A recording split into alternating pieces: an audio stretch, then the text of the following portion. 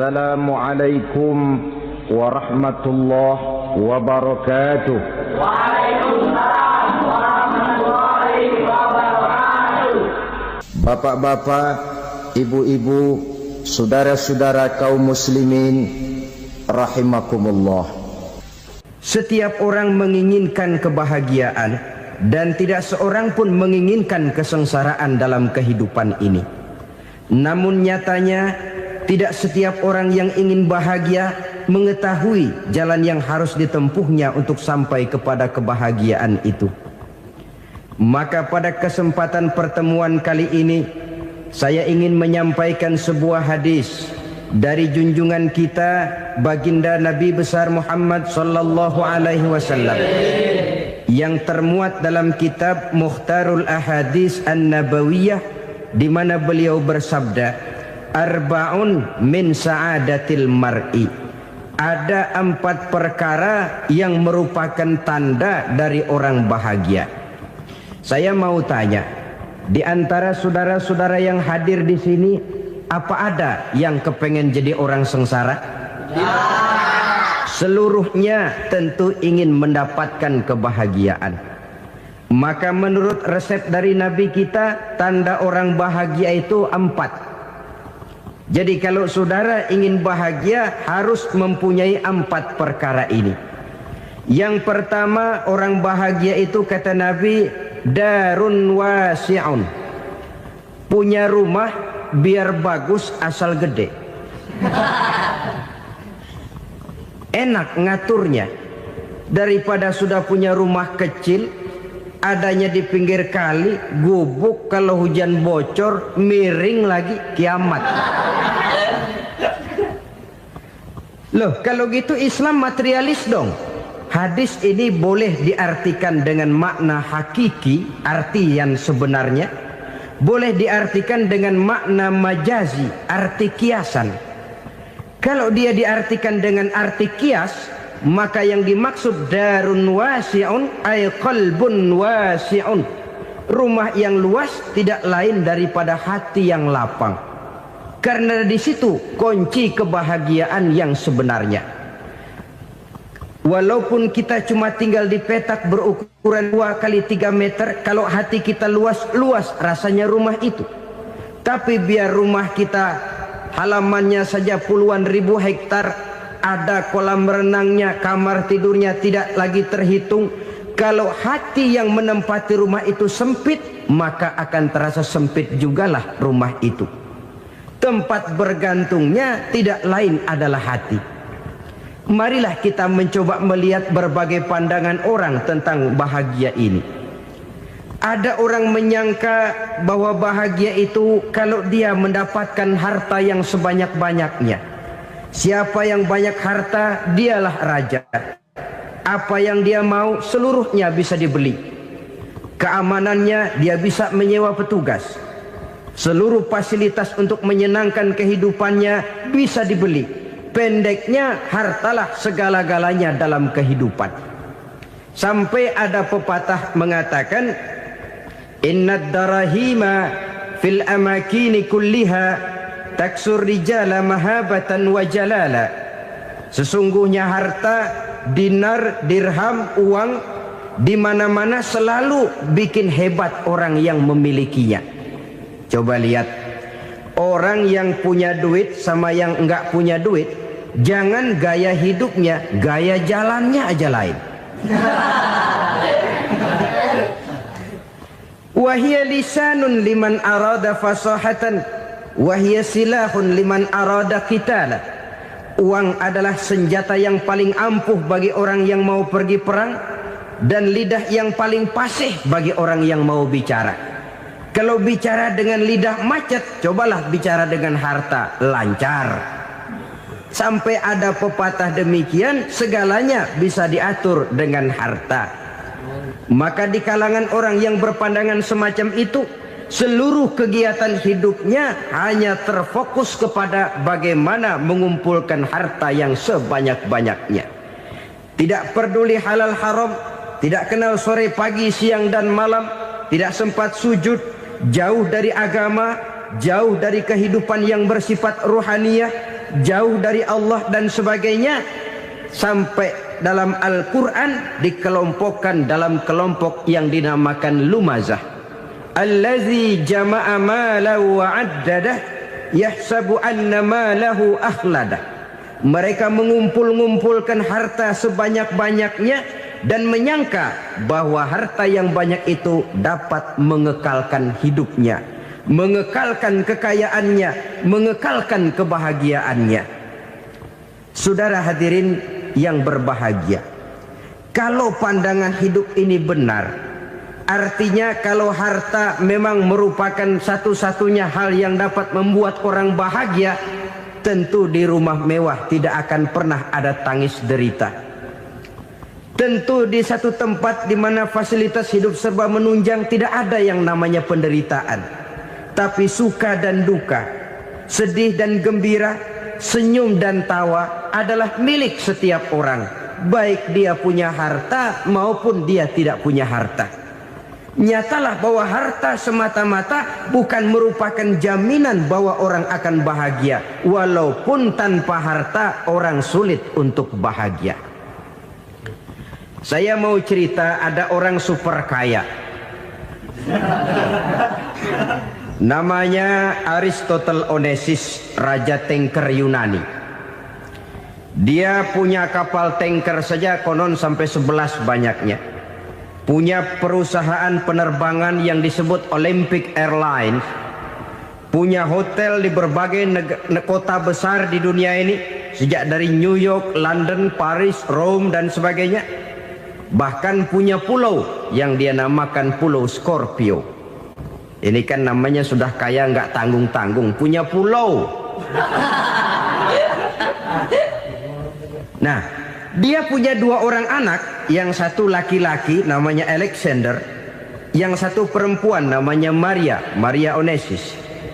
Seluruh harapannya tertumpah kepada anak lakinya Alexander ini, yang akan meneruskan usahanya, meneruskan kekayaannya, meneruskan dinastinya.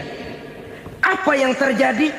Ternyata anak yang dia harapkan yang bernama Alexander ini mati muda dalam kecelakaan pada waktu dia olahraga. Apa olahraganya? Namanya olahraga anak orang kaya, golongan jet set. Olahraganya olahraga pesawat terbang.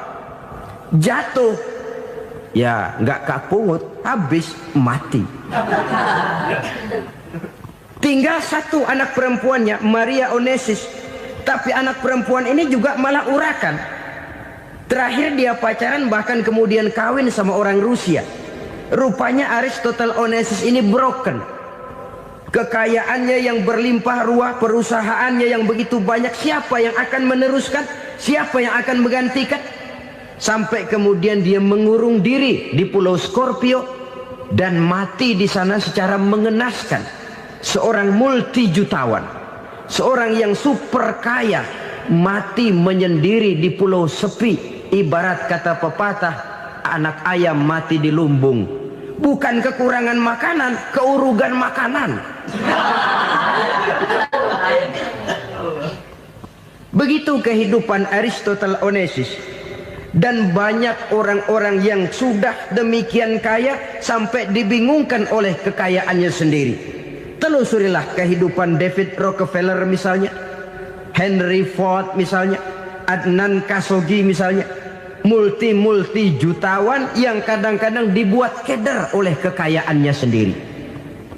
Pantas ketika Imam Ali ditawarkan orang, "Ya Ali, kalau kepadamu disuruh pilih ilmu atau harta, kau pilih mana?" Ya jelas pilih ilmu dong. Kenapa? Pertama, ilmu kalau kita berikan kepada orang lain tambah. Tapi harta kalau kita berikan kepada orang lain kurang. Saudara punya uang 10.000, dibagi orang 5.000, jelas uang saudara berkurang. Tapi saudara punya ilmu diberikan kepada orang lain bisa, saudara pun makin mantap. Tidak lantas jadi bodoh karena ngajarin orang. Saudara bisa Fatihah lalu mengajarkan orang Fatihah. Orang bisa, saudara pun makin hafal. Tidak lantas setelah diajarin orang ilmunya hilang. Begitu datang dia minta orang tolong ajarin saya Fatihah. Udah habis, nggak ada.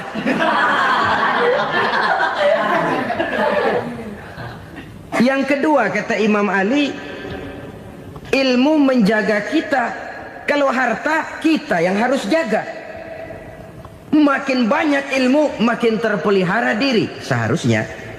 Tetapi makin banyak harta makin bingung kita jaganya. Sampai kadang-kadang kalau perlu seluruh keliling rumah dipasangi alarm. Belum cukup disewakan anjing besar-besar, pasang di depan pintu, awas anjing galak. Masih belum cukup juga, cari centeng tukang-tukang kepruk jaga rumah. Masih terasa belum aman, padahal rumahnya dikelilingi tembok besar. Di balik tembok ada pintu-pintunya tebal. Di balik pintu itu terbuka masuk kamar, kamar pun ada pintunya, pintunya pun kuat. Masuk ke dalam kamar ada lemari, lemarinya pun pintunya kuat, dikunci, kuncinya pun kuat. Tapi terhadap seluruhnya yang timbul cuma sekedar was-was saja. Kesimpulannya sekali lagi, tanpa harta orang memang sulit untuk bahagia. Tapi harta semata-mata tidak merupakan jaminan orang akan bahagia. Dengan hati yang luas, itu modal utama untuk mencapai kebahagiaan hidup. Orang yang hatinya luas, saudara-saudara, punya hati yang lapang, melihat kenyataan hidup ini, dia bersyukur senantiasa kepada Allah. Lantas tidak timbul hasud dan iri hatinya. Oleh karena itu jiwanya selalu lapang. Kalau tidak, cupik hati namanya. Dangkal pandangan, tidak senang melihat orang lain dapat nikmat, dan itu sering dijadikan contoh. Kalau orang yang lapang dada, dia lihat tetangganya beli TV baru, dia berkata, alhamdulillah ya, tetangga kita beli TV, mudah-mudahan kita bisa ikut nonton. Lapang dadanya. Tapi orang yang sempit hati, lihat tetangga beli televisi, meriang. Enggak diapa-apain, meriang. Besoknya dengar tetangga beli motor, makin sakit, ke rumah sakit. Lalu di rumah sakit dengar tetangganya beli mobil, mati. Disiksa oleh perasaannya sendiri. Orang kalau hati sudah sempit dalam hidup, kemanapun dia pergi, sempit rasanya medan kehidupannya. Kemudian kita melihat juga ada orang yang menilai bahwa bahagia itu katanya kalau punya kedudukan yang tinggi, pangkat yang agung, wibawa yang besar. Mungkin betul, tapi mungkin juga tidak. Bergantung kepada hati orang yang punya pangkat itu. Sama dengan harta tadi. Harta akan membawa bahagia kalau dia jatuh ke tangan orang yang berhati lapang. Tapi harta akan jadi bencana kalau jatuh ke tangan hati orang yang sempit. Pangkat akan membawa bahaya kalau jatuh di tangan hati orang yang sempit. Lebih dari itu, kenyataan mengajarkan kepada kita bahwa ternyata pangkat dan jabatan tidak selamanya memberikan kebahagiaan dalam kehidupan. Bahkan resikonya kelewat besar. Beberapa bukti kita bisa ambil dari para pemimpin dunia yang menjadi korban lantaran pangkat dan jabatan yang disandangnya. Saudara ingat Presiden Abraham Lincoln dan John Kennedy dari Amerika? Dibunuh orang. Park Chung-hee dari Korea Selatan, Ziaur Rahman dari Bangladesh, Anwar Sadat dari Mesir, terakhir Indira Gandhi dari India, menjadi korban dari pangkat dan jabatan yang disandangnya dari orang-orang yang tidak senang dia memegang jabatan itu. Dia akan mudah mengundang bencana. Sehingga pantas kalau seorang presiden terkemuka Amerika, Harry Truman namanya, dia mengatakan jabatan presiden itu, kata dia, seperti orang nunggang macan, naik macan. Harus kita taiki, kalau enggak dia bakal nerekam kita, ngeri katanya. Adapun orang yang hatinya lapang, kalau dia menerima pangkat dan jabatan, dianggapnya itu satu kesempatan untuk berbuat baik. Tapi orang yang berhati sempit, menerima pangkat dan jabatan, bukan kadang-kadang menerima, malah berusaha setengah mati mencapai dengan segala cara. Kalau perlu jilat atas, jilat atas. Jadi golongan sumuhun dawu. Jadi kelompok kulon nuwun, yes sir, yang kerjanya cuma oke bos. Kalau perlu jilat atas, jilat atas. Kalau perlu injak yang bawah, injak yang bawah. Perlu sikut kiri kanan, sikut kiri kanan. Yang penting pangkat dapat, jabatan dapat.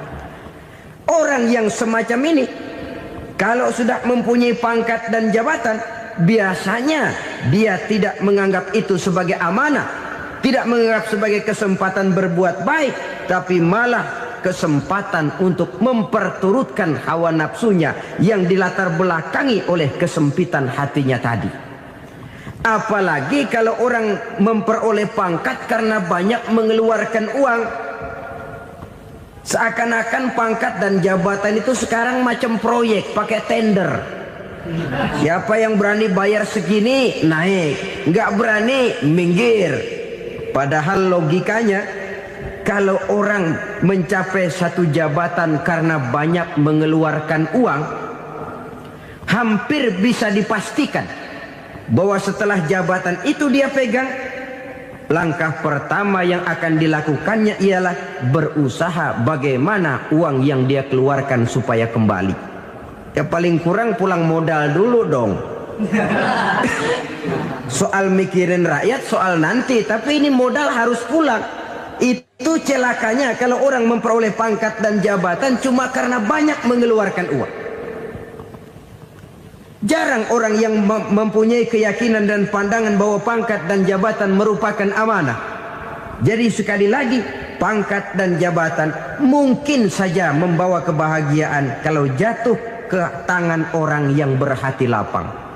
Tapi bisa jadi bencana kalau dia jatuh ke tangan orang yang mempunyai hati yang sempit. Dan lagi-lagi stresnya hati yang lapang. Lalu sebagian orang, saudara, ada yang berpandangan katanya bahagia itu kalau jadi orang terkenal, mempunyai popularitas, menjadi idola di kalangan remaja, di kalangan orang tua, di segala lapisan masyarakat. Padahal makin populer orang makin terikat dia. Ya kalau macam kita ini kan nggak punya nama, nggak populer, tengah malam buta mau nongkrong di warung Tegal aman.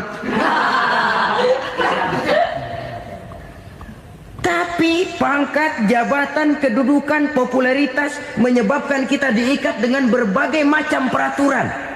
Cuma mandi sama ke WC saja yang nggak dikawal.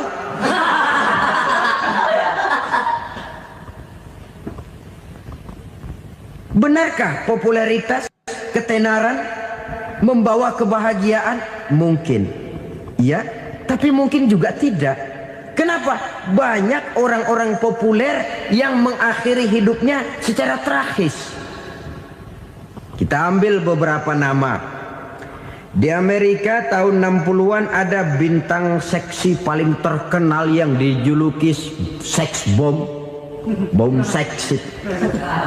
Sampai sekarang jadi legenda, namanya Marilyn Monroe. Singkatan double-nya itu inisialnya MM, Marilyn Monroe. Terkenal, top, sampai dia mati tahun 62. Namanya sekarang masih saja dibicarakan orang. Kenapa dia bunuh diri? Tidak punya hartakah dia? Banyak. Kurang populerkah dia? Seluruh dunia mengenalnya. Sejak rakyat kecil sampai pejabat tinggi dia punya hubungan. Kenapa? Jenuh. Dia terlahir dalam keadaan yatim. Setelah itu tidak lama dia berangkat remaja, ibunya meninggal. Pindah dari wanita asuh ke wanita asuh sampai 12 orang ibu angkatnya. Dan kekecewaan yang paling parah, setiap laki-laki yang dekat dengannya hanya seperti kapal berlabuh. Datang dan pergi silih berganti. Padahal dia merindukan seseorang yang bisa melindungi hidupnya. Dia rindukan itu dan dia tidak pernah menemukan. Itu yang akhirnya menyebabkan dia minum pil tidur kelewat dosis, minum obat tidur kebanyakan, ya tidur terus sampai sekarang.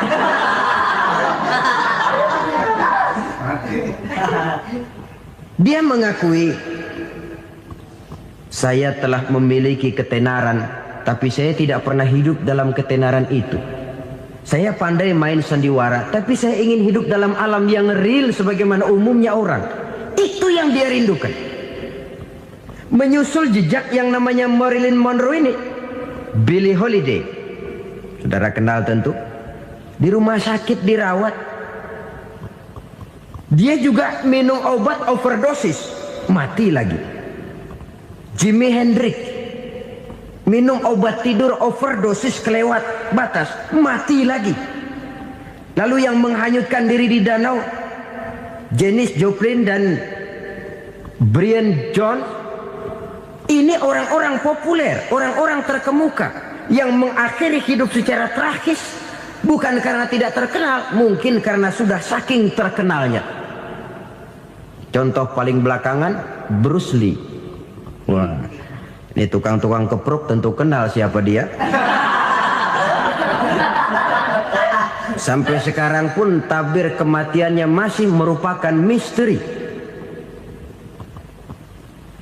Dan yang masih hidup juga menunjukkan gejala yang aneh. Michael Jackson, rumahnya di Beverly Hills itu dijaga sedemikian rupa, dan dia selalu curiga kepada setiap makanan harus steril, bersih dari segala macam kimia. Kemana dia pergi, itu tukang-tukang kepruk sudah selalu menjaga dan mengawal, dan dia seakan takut menunjukkan mukanya yang asli. Hingga kalau tampil ke tengah di luar show, dia kadang memakai pakaian yang tidak menunjukkan dia yang sebenarnya, takut dikenali orang. Ternyata popularitas sering jadi momok yang meracuni kehidupan manusia. Oleh karena itu, benarlah junjungan kita pada saat beliau mengajarkan orang akan bahagia kalau dia mempunyai hati yang lapang. Nah, sekarang masalahnya untuk mendapatkan hati yang lapang, caranya bagaimana? Kita kembali kepada konsep Quran. Allah mengajarkan, ala inna bi dzikrillahi tatmainnul qulub. Ketahuilah bahwa dengan banyak mengingat Allah, hati akan tenang, jiwa akan lapang. Dengan kata lain, dekat dengan agama, merasakan kehadiran Allah dekat dalam hidup, itu muara pertama untuk mencapai hati yang lapang. Ala inna bi dzikrillahi tatmainnul qulub. Jangan macam orang sekarang ingin mendapatkan ketenangan lalu tapak di puncak gunung, di gua-gua, di tempat sepi. Iyalah kalau nggak ada ular. Kalau tergigit ular berbisa, ketenangan belum, mati jelas itu. Islam positif untuk mendapatkan ketenangan. Ala inna bi dzikrillahi tatmainnul qulubi. Bahwa ketahuilah bahwa dengan banyak mengingat Allah, hati akan tenang, jiwa akan lapang, nuansa pikiran akan luas. Karena yang namanya bahagia ada dimanapun manusia berada. Di kampung ada bahagia, di kota ada bahagia, di ngarai, di lembah, di gunung, di hutan, di lautan, di angkasa luar, dimanapun bahagia itu ada kalau kita bermodalkan hati yang lapang ini. Dan hati akan lapang kalau kita dekat dengan agama. Dekat dengan harta buat sementara hati mungkin tenang, tapi ketenangan yang relatif dan temporer. Apalagi orang tiap kali tambah harta, tiap kali tambah rencana. Itu wajar. Mungkin sebelumnya saudara berpikir, kalau punya duit 5.000 enak nih. Begitu punya duit 5.000, aduh sayang kalau 10.000 aja. Tiap kali tambah harta, tiap kali lain rencana. Makin banyak rencana, makin menjauhkan kita dari yang namanya ketenangan. Padahal ketenangan merupakan unsur utama untuk mencapai bahagia. Dan ketenangan itu bermuara dalam hati manusia. Tengoklah kehidupan ini. Orang yang banyak harta dengan orang miskin, Berbedakah rasa sakit yang mereka tanggungkan? Rasanya tidak. Walaupun si kaya tidur di kasur empuk berselimutkan sutra mahal, sementara si miskin meringkuk di balai bambu yang keras dan kasar. Apabila maut datang, dia juga tidak pernah pilih bulu. Maut datang menjemput si kaya di singgasana keemasannya, dikelilingi oleh para pengasuh, dayang dan inang serta para pengawal. Dan maut pun datang menjemput si miskin papa, sehingga ia tergelepar di tepian jalan. Kedua-duanya bernama mati. Kalau nyata bahwa sakit yang ditanggung si kaya tidak beda dengan sakit yang ditanggung si miskin, bukan harta semata yang membuat orang bahagia. Hati yang tenang, jiwa yang lapang penuh kedamaian, karena banyak berzikir dan mengingat Allah, itu merupakan modal utama untuk mencapai sesuatu yang bernama bahagia.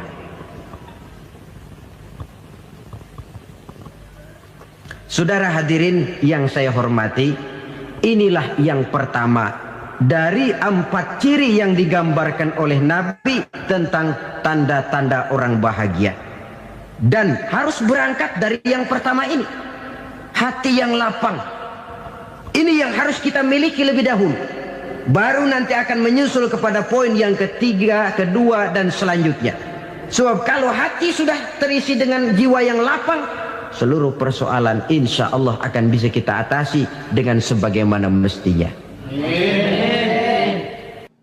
Yang kedua sekarang, tanda orang bahagia menurut baginda Nabi, markabun syariah.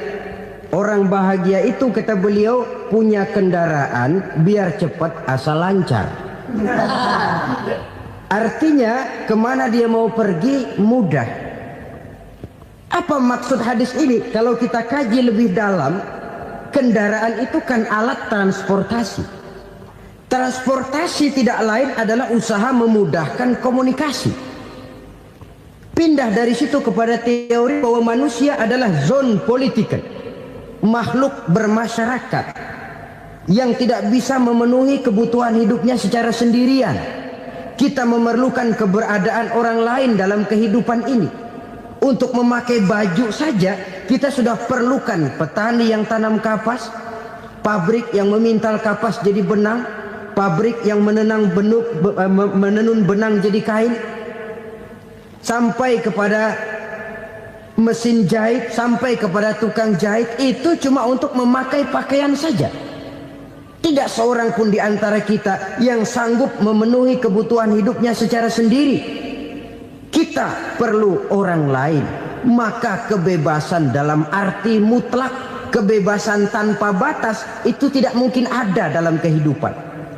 Karena kita mengadakan yang disebut interaksi sosial. Setiap kegiatan kita tentu melibatkan orang lain. Menurut kita barangkali kita bebas jalan di jalan raya semaunya, tapi orang lain berkendaraan pun merasa bahwa ini ada juga jalan haknya, dan begitu selanjutnya. Oleh karena itu, maksud dari kendaraan yang cepat ini adalah khulata'uhu ma'as solihin. Lingkungan pergaulannya terdiri dari orang-orang soleh. Pergaulannya luas. Kemana dia pergi ada temannya. Kesulitannya ada tempat dia cerita. Dan kesulitan kalau sudah diceritakan kepada orang lain, taruh kata orang itu tidak bisa menolong, namun menceritakannya kepada orang yang kita percayai, kan paling kurang sudah mengurangi beban jiwa, mengurangi tanggungan batin, merasa masih ada tempat kita cerita. Maka lebih baik orang awam yang mau bergaul ketimbang orang setengah alim tapi ngunci pintu. Sebab nantinya akan timbul sikap picik, cupik pandangan, dan tidak luas menghadapi kenyataan dalam kehidupan ini. Namun yang harus kita garis bawahi, pergaulan memang mesti luas. Namun jangan sekali-kali lupa bahwa pergaulan sangat besar pengaruhnya dalam ikut membentuk kepribadian manusia. Sehari-hari bisa kita bilang, kalau kita dekat sama tukang minyak wangi, sekalipun nggak dibagi minyaknya, baunya tentu dapat. Betul? Betul. Tapi dekat sama tukang elas, walaupun nggak kena apinya, asapnya mesti kena. Kalau Syauqi mengatakan lebih jelas lagi, man asyaral asrafa asa musyarrafan wa muasyiral anzali ghairu musyarrafin. Awalam taral jildal hakira muqabbalan bisagri lamma sara jildal mushaf. Siapa yang bergaul dengan orang mulia, dia bakal ikut menjadi mulia. Tapi siapa yang berteman dengan orang hina, dia tidak bakal ikut menjadi mulia. Tidakkah kau lihat, kata Syauqi, kulit kambing yang hina pun dicium orang ketika menjadi kantong Quran. Kulit kambing hina, kalau dia sendirian gak ada yang mau cium. Tapi begitu dia bergaul dengan Quran, menjadi kantong Quran, dipakein minyak wangi, ditaruh di tempat yang tinggi, mau diambil dicium dulu, dibawa dengan penuh hormat dan hati-hati. Kulit kambing yang hina lantaran berteman dengan Quran, numpang mujur. Tapi coba lihat kalau kulit kambing berteman dengan kayu, jadi beduk, habis. Zohor dikemplang, asar dipukul. Itu pun sedikit saja, cuma salah milih teman.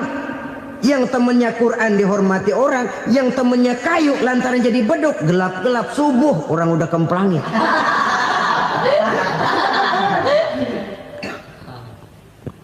Maka terutama kepada adik-adik remaja yang masih mencari identitas diri, yang ibarat kaset masih kaset kosong, mudah diisi oleh apapun, pandai-pandailah memilih teman dalam bergaul.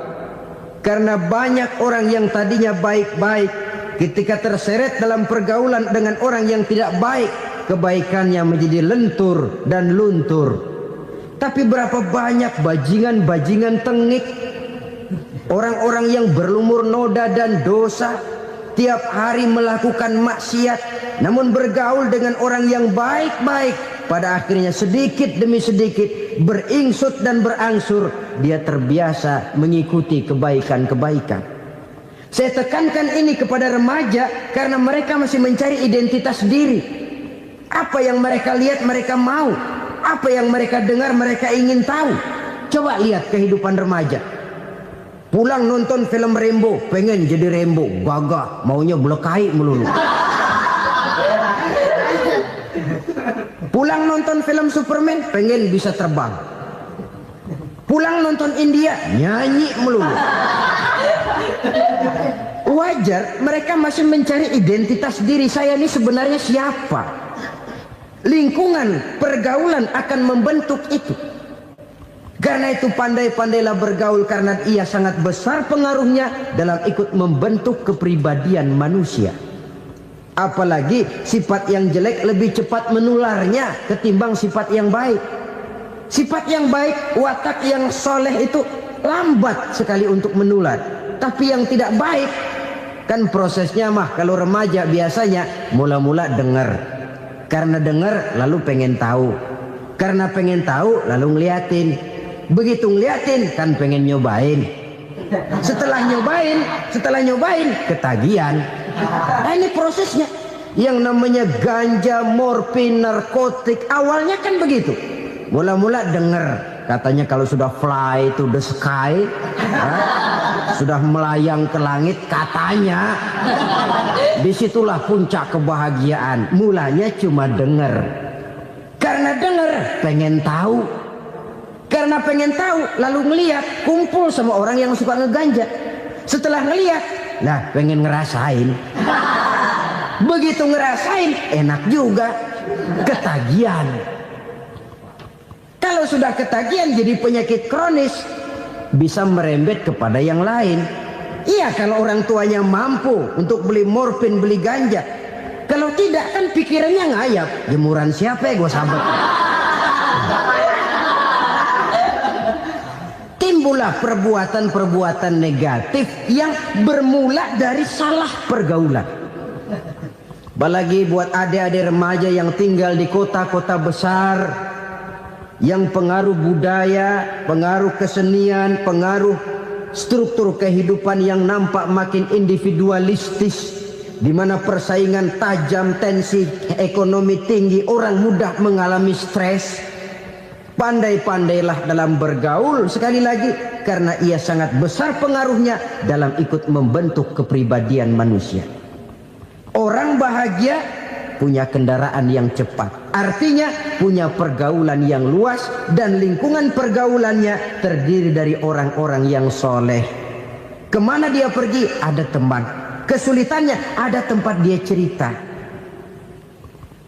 Tapi kalau sudah menyendiri, hidup sendiri, kesulitan dipikiri sendiri, bisa mati belum waktunya. Tidak ada tempat berbagi rasa, tidak ada tempat bercerita, tidak ada tempat mengurangi beban dalam kehidupan. Pantas betul kalau Islam sangat menggalakkan dan menganjurkan orang kalau sudah sampai waktunya itu untuk melangsungkan nikah. Kata Nabi, ya ma'syaras syabab man istata'a minkumul ba'at falyatazawwaj. Hai para pemuda, kalau sudah mampu memberi nafkah, kawinlah, nikahlah kamu. Kenapa? Sudah ada teman hidup, tempat berbagi rasa.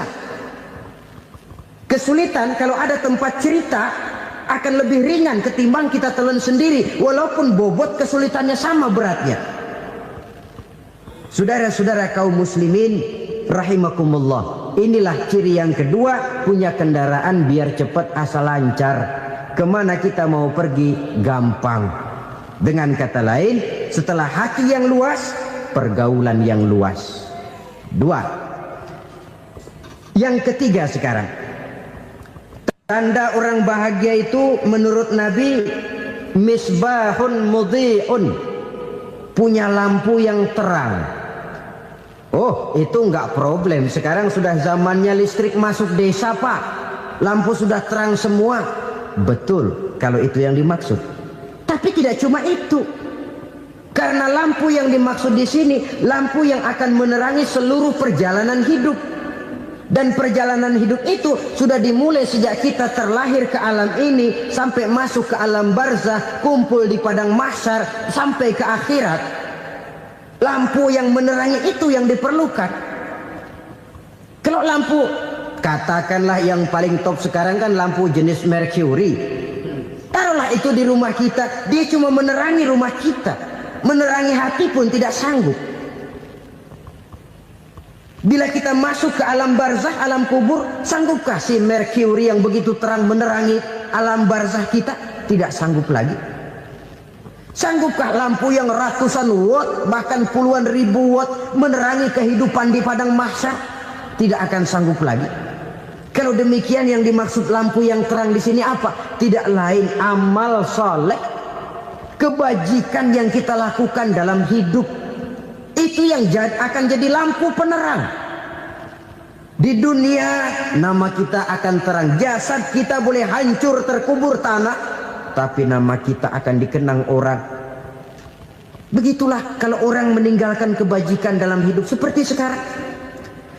Ribuan orang tiap saat berziarah ke kubur Imam Syafi'i, ke kubur Imam Malik, ke kubur Imam Ghazali, ke kubur orang yang baik-baik, orang yang soleh-soleh.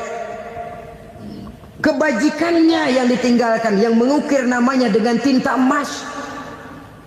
Sehingga saudara sudah terbaring di alam kubur, orang lewat, Allah, ini kuburannya Fulan bin Fulan, dulu ini kebaikannya Masya Allah, saya ikut merasakan. Mari kita mampir sebentar, kita Fatihah.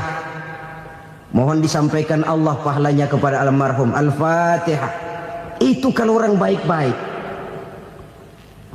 Lalu saudara tanya, Pak, orang mati dikirimin Fatihah apa nyampe pahalanya? Saya jawab, kalau saudara nggak percaya, mati dulu dah.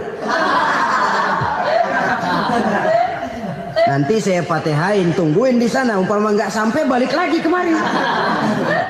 Sekarang ini kan maunya otak-otakan saja. Kalau nggak masuk otak, nggak percaya. Padahal alam gaib itu nggak bisa diotak-otakin. Sama saja dengan saudara pernah dengar cerita kapal Tampu Mas tenggelam kan? Pernah nggak? Di mana? Ya, di laut Masalembo.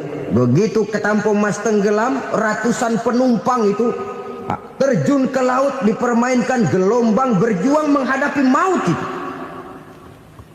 Orang lagi timbul tenggelam di lautan, dihantam ombak, kita tengokin pakai helikopter. Pak, lagi timbul tenggelam ya? Iya, tolongin. Jangan khawatir Pak nih, saya kirim intan Pak, harganya 10 juta. Kira-kira orang yang timbul tenggelam di laut seneng nggak? Tidak. Kan mahal toh intan 10 juta. Kenapa dia nggak senang? Karena intan 10 juta dalam kondisi seperti itu tidak sanggup menyelamatkan dia. Dia akan girang kalau dikirimin ban mobil bekas, dikirimin papan terentang atau bambu. Intan yang 10 juta dia nggak girang. Ban mobil bekas yang 1000 perak, tuh pegang, itu yang dia girang betul. Inilah sebabnya Nabi berkata, mal mayyitu fi qabrihi illa kal ghariqil mutaghawwis. Orang yang meninggal di alam kuburnya seperti orang timbul tenggelam di lautan. Yantaziru da'watan min ahli, menunggu doa dari keluarganya yang masih hidup. Duh, bapak saya sudah meninggal, saya sayang benar sama dia. Kirimin kulkas ke kuburannya Itu sama saja dengan tadi orang tenggelam di lautan dikirimi intan yang harganya 10 juta, ndak sampai. Begitulah kalau kebajikan yang kita tinggalkan dalam hidup, sudah mati pun kubur kita masih diziarahi orang. Tapi kalau jahat yang kita tinggalkan, boro-boro lah orang mau doa lewat dekat kuburan kita juga serem. Tuh bajingan no, dulu mati dipendem di situ tuh. Jangan lewat situ, ntar kesurupan, jangan. Lewat saja orang ngeri. Konon lagi membacakan Fatihah dan mengirimkan doa. Hidup pada hakikatnya adalah kesempatan untuk berbuat baik. Maka sekali kesempatan itu diberikan, manfaatkan dengan sebaiknya. Sebab kesempatan kedua tidak akan pernah ada. Kesempatan berbuat baik di sini, di akhirat sudah pembalasan namanya. Sekali kesempatan itu dicabut, dia tidak akan pernah dikembalikan lagi. Kata Iqbal, hidup tidak mundur ke belakang, Bung. Berhenti diinjak orang, mundur hancur. Tidak ada kata mundur dalam hidup ini. Berhenti diinjak orang, mundur kecebur. Tidak ada kata lain. Harus maju dalam kehidupan, dalam artian yang positif. Hidup adalah kesempatan untuk mengumpulkan kebajikan yang sebanyak-banyaknya. Di situ nilai daripada manusia.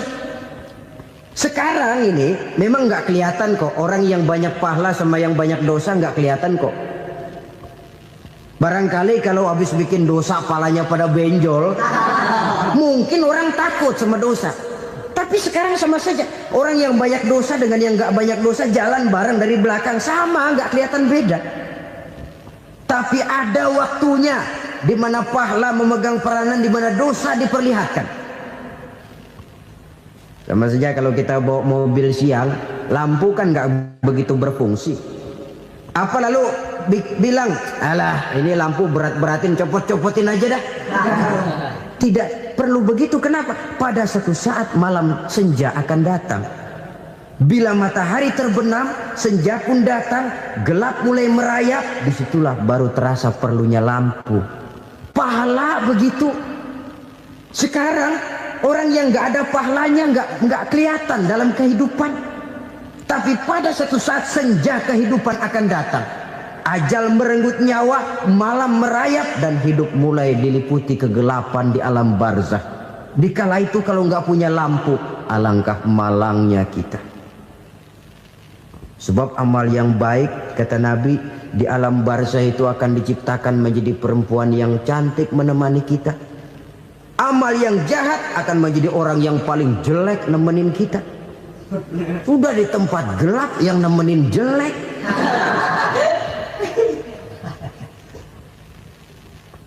Kaum muslimin rahimakumullah.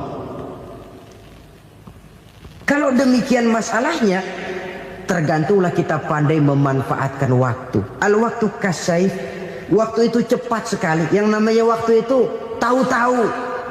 Tahu-tahu udah tahun 87. Tahu-tahu udah begitu. Tahu-tahu yang kemarin anak-anak, sekarang udah pada punya anak. Tahu-tahu saja itu. Begitu cepat waktu berlalu. Kalau tidaklah pandai kita memanfaatkannya, akan rugi kita. Nabi bersabda, "Man kana yaumuhu khairun min amsihi fahuwa rabih." Barang siapa yang hari ini lebih baik daripada hari kemarin, itu orang untung. Hari ini lebih baik daripada kemarin. Bulan ini lebih baik dari bulan kemarin. Tahun ini lebih baik dari tahun kemarin. Itu orang yang beruntung. Tahun kemarin sembayangnya maghrib doang, sekarang udah tambah isya. Tahun kemarin cuman Idul Fitri aja ngancem bener, sekarang udah tambah Jumat, lalu tambah lagi maghrib, tambah lagi isya, dan selanjutnya. Hari ini lebih baik daripada kemarin, itu orang yang beruntung. Wa man kana yaumuhu mislu amsihi fahuwa khasir. Lalu barang siapa yang hari ini sama saja dengan hari kemarin, itu orang rugi. Hari ini sama dengan kemarin, rugi itu. Bulan ini begitu, bulan kemarin begitu, tahun ini begitu, tahun lalu juga begitu. Rugi itu orang. Rugi apa? Rugi umur. Umur tambah, amalan gak pernah tambah. Dan saya pikir lebih merupakan azab ketimbang nikmat kalau orang dikasih panjang umur cuma untuk numpuk dosa. Mending mana? Panjang umur banyak dosa sama pendek umur dikit dosa? Mending mana? Mending mana? Ya, paling mending tentu panjang umur banyak pahala. Tapi kalau tidak, sekali lagi, lebih merupakan azab ketimbang nikmat kalau orang diberikan panjang umur tapi cuma untuk sekedar menumpuk dosa. Kehilangan kesadaran bahwa dunia bukan terminal akhir dari satu perjalanan. Dia cuma halte di mana kita berhenti sebentar untuk menuju kepada terminal yang hakiki. Saudara-saudara kaum muslimin rahimakumullah. Inilah lampu yang akan menerangi kehidupan. Amal yang kita lakukan di dalam kehidupan. Jadi yang dimaksud dengan lampu yang terang, kebajikan yang kita kerjakan dalam hidup. Nah, setiap orang di awal tadi saya bilang ingin bahagia. Bahagia itu kan hakikatnya kumpulan senang dan selamat. Senang, selamat. Apa bedanya? Senang tapi tidak selamat, nggak bahagia. Selamat tapi nggak senang, nggak bahagia orang. Contoh, kalau orang korupsi, duitnya banyak, senang dia, tapi keselamatannya. Ada tentara baris di samping rumahnya udah bingung, padahal tentara latihan. Tentara cuma latihan, dia bingung. Senang, tapi karena keselamatannya tidak terjamin, dia tidak bahagia. Sebaliknya pegawai negeri jujur benar, cuma segaji-gajinya. Selamat, nggak korupsi, tapi melarat, ya nggak bahagia juga, kurang senang. Kesenangan dan keselamatan untuk dunia saja, ya sekali lagi, kalau cuma sekedar untuk dunia saja, bisa dibeli pakai uang. Bisa dibeli pakai uang. Saudara ingin selamat, bisa dibeli pakai uang. Saudara ingin senang, bisa dibeli dengan uang. Tapi setelah mati masuk ke alam barzah, habis kekuasaan uang. Nggak bisa lagi beli keselamatan pakai uang. Tidak mungkin lagi membeli kesenangan dengan uang. Di situ pahala yang megang peranan. Makin banyak pahala, makin banyak saham untuk membeli kesenangan dan keselamatan, untuk memperoleh yang namanya bahagia. Dan jangan lupa loh, di alam barzah kita nggak sebentar, menunggu datangnya kiamat. Loh iya, kalau kita begitu dikuburin terus kiamat datang, untung. Tapi kalau masih harus 1000, 2000, puluhan ribu tahun yang akan datang, dalam satu penantian yang begitu lama, tanpa saham untuk memperoleh kebahagiaan, satu kemalangan yang tidak ada pernah putus-putusnya. Janganlah tergelincir oleh kebahagiaan sebentar yang menipu dengan mengorbankan kebahagiaan hakiki yang berjangka panjang. Apa artinya senyum sejenak kalau harus ditebus dengan tangis seumur hidup? Biarlah kita minum jamu, pahit memang, getir memang, tapi kan besok badan sehat. Daripada sekarang minum sirup, manis memang, enak memang, tapi bibir pada jontor besoknya. Sirawan, batuk, nggak karu-karuan. Banyak orang tertipu oleh kesenangan yang sebentar, Padahal laisa kullu ma yalma'u zahaban. Belum tentu semua yang berkilat itu emas. Belum tentu semua yang gemerlap itu intan.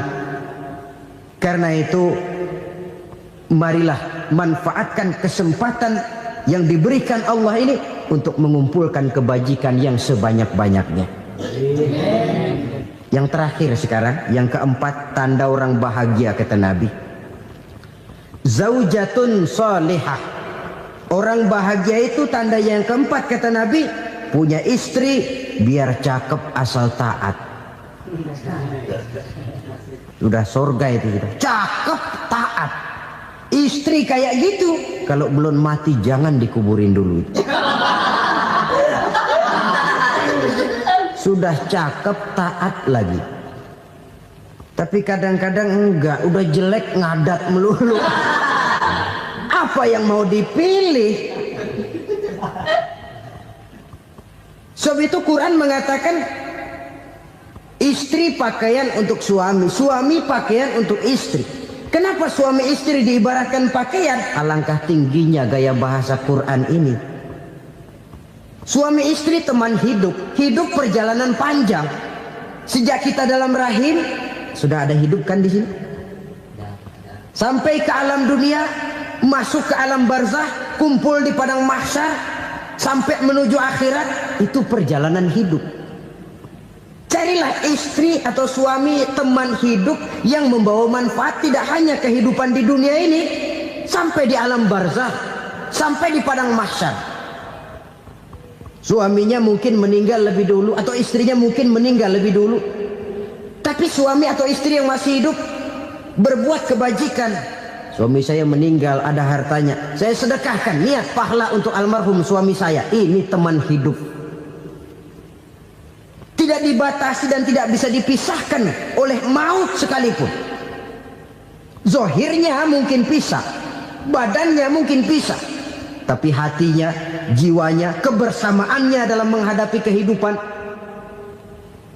Karena itu, saudara-saudara, bahasa Quran indah. Suami istri diibaratkan seperti pakaian. Apa fungsi pakaian? Pertama, pakaian jadi kebanggaan. Artinya suami harus menjadi kebanggaan istri, istri harus jadi kebanggaan suami. Yang kedua, pakaian itu kan fungsinya menutup aurat. Artinya sesama suami istri harus saling menjaga kekurangan masing-masing. Jangan malah sesama suami istri saling membongkar rahasia dan aibnya sendiri-sendiri. Istrinya diceritain jeleknya di mana-mana, atau suaminya dibongkar rahasianya di pasar umum. Itu sudah tidak lagi berfungsi sebagai pakaian. Kenapa semua ini diperlukan? Karena kita menyadari bangsa yang baik terdiri dari masyarakat yang baik. Masyarakat yang baik merupakan susunan dari warga yang baik. Warga yang baik adalah terdiri dari rumah tangga yang baik. Dan rumah tangga yang baik merupakan susunan dari pribadi yang baik. Dari situ langkah dimulai. Membangun satu bangsa yang baik diawali dengan membangun rumah tangga yang baik, dengan menciptakan pribadi-pribadi yang baik. Sehingga dari sini diharapkan berkembanglah nilai-nilai kebaikan. Orang akan bahagia mempunyai istri yang soleh. Kenapa? Tidak ada seorang suami bisa sukses jadi apapun dia, apapun profesinya. Dokterkah, kiaikah, mubalikah, petanikah, pengusahakah, pejabat tinggikah, tidak ada seorang suami yang bisa sukses tanpa peran serta istrinya. Walaupun memang peranan itu tidak begitu kelihatan, tapi sangat menentukan. Karena itu, saudara hadirin yang saya hormati, Islam sangat menghargai kaum wanita, memberikan kedudukan yang tinggi sepanjang tidak mematikan kodrat kewanitaannya. Nah, kalau sudah kesuksesan ini diawali dari rumah tangga, karier di masyarakat mudah untuk dikejar. Tapi keberantakan di rumah tangga merupakan kegagalan pertama di tempat lain. Nah, inilah saja yang dapat Al-Fakir sampaikan pada pertemuan kali ini.